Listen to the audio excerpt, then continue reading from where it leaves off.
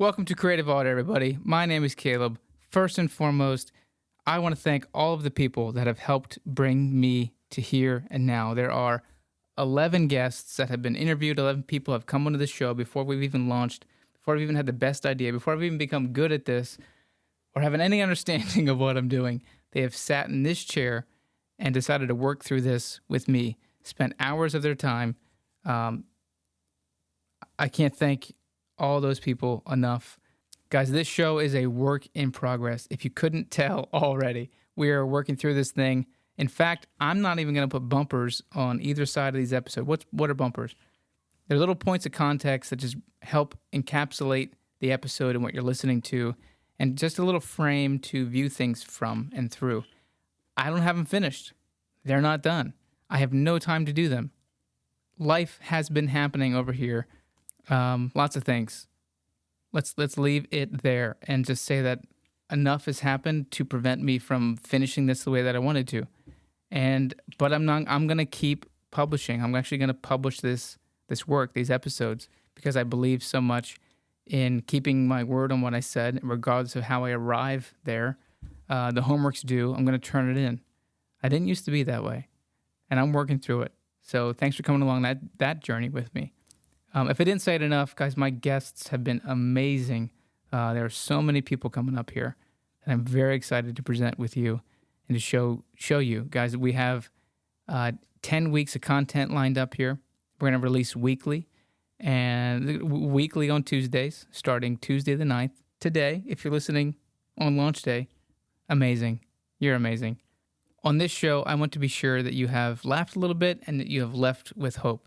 And I will be honest, I don't think that is heavy enough in my first couple episodes here. That is the one critique, or that's the one frame that I will give you for the first couple episodes, is that I think we can laugh more. I think we can have a lot more hope interwoven and just more structure. And guess what? The best news is that this is, I've recorded 17 of these, I think.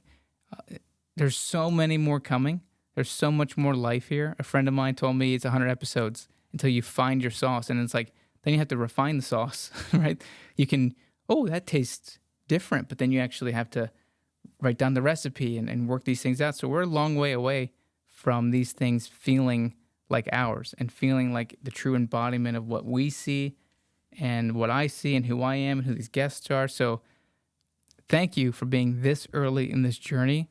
Like, truly, I can't thank you enough. I can't wait to have more fun with you, more fun with my guests. Guys, this is going to be an amazing run.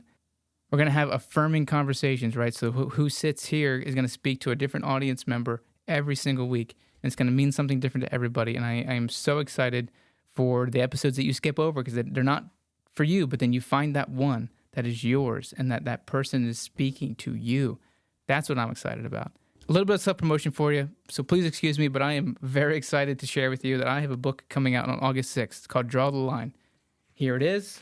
It is 100 drawing prompts to get you to be, air quote, more creative. Like, you already are creative, right? They're sophisticated. They make you think. That's not just like a mandala coloring book, right?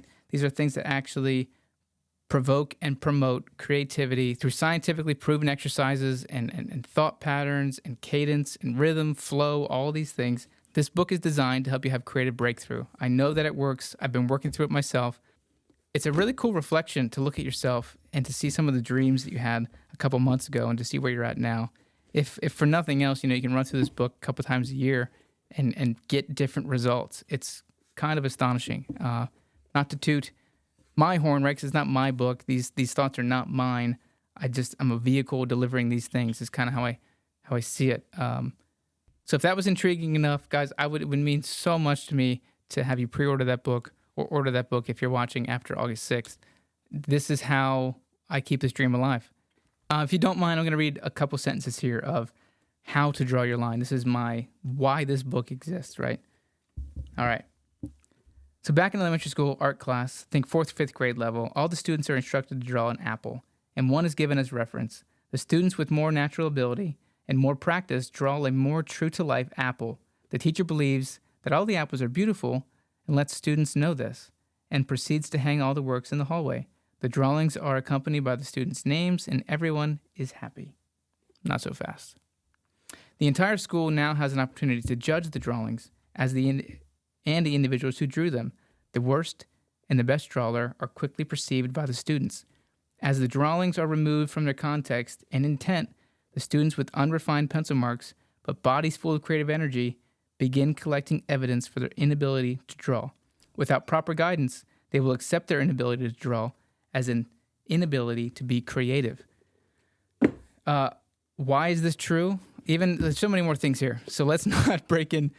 There's so much content in what I just read and so many counter arguments and things that I left unrefined. But I would tell you that a lot of us draw like 3rd and 4th graders because that's the last time that we drew. It's the last time that we were creative or we believed that we were. And I don't know how to fix some of the problems that I'm representing here, but I do want to tell you that you can draw. You are creative. I want you to know that leaving that behind, not picking that up and saying that that is part of your past is preventing you from walking into a future that you want to be a part of. We're talking about taking your mind, putting it on paper, and managing it, dealing with it, actually looking at or the randomness or the things that you think are true, but then when you actually face them, when you look at them, I think something different now. And that's beautiful. That's what this is about. So thank you for the support. It's very needed in this time of building myself, this podcast, my family. I truly appreciate you. If I kept talking, then my eyes might get wet. Not to make it all emotional. I'm an emotional dude, and I appreciate every single last one of you for being here.